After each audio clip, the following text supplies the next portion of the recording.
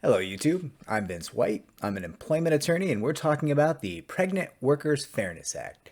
This is a new potential federal law, depending on if everything goes well, that's been kind of a battleground in Congress for about a decade now, maybe a little bit longer.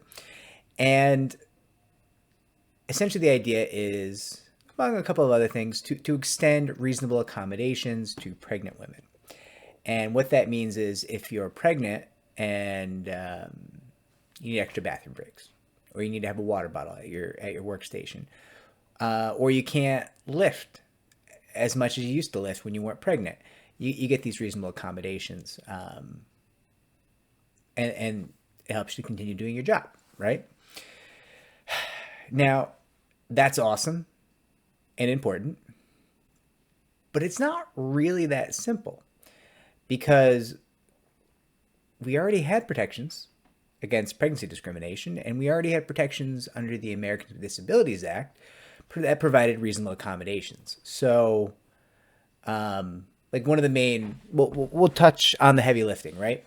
One of the main things they tout here is, oh yeah, pregnant women won't be forced to lift heavy loads. That's awesome if it doesn't require a doctor's note, because that was already a protection that our firm has been helping people with for, you know, God, I guess in my career, about a decade. Because under the ADA, if you have a medical condition that qualifies as a disability, which is a key distinction, but if you have, a medical condition that qualifies as a disability, which is pretty broadly defined, then you're due a reasonable accommodation already. So then that leads me to wonder, how does this actually change things, right? And I've got a sneaking suspicion,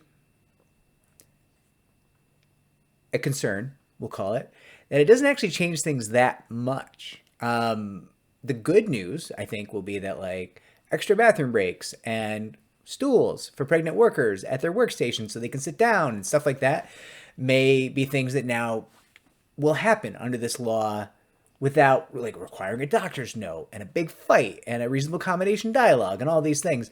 And that streamlining would be amazing.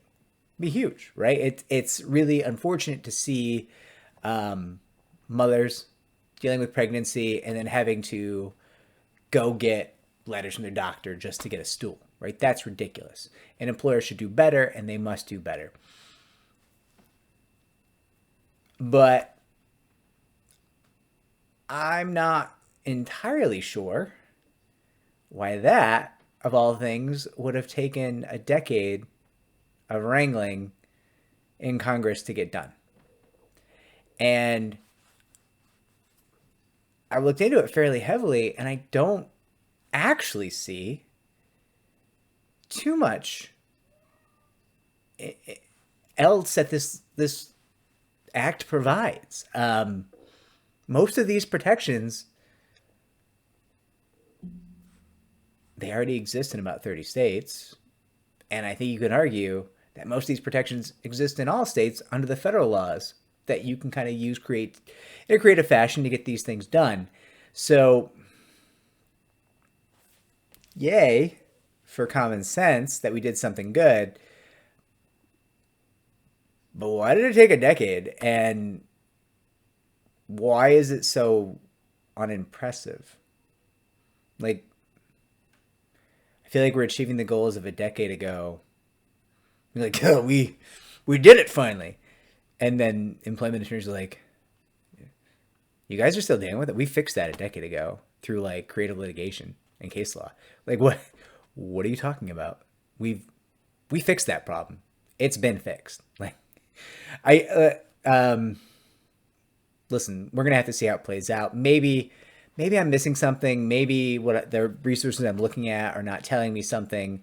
Maybe there's more to this. I saw Attorney Jonathan Bell did a piece on this recently, and I want to go give that a listen because he's a very clever guy, and I want to know what he thinks about this because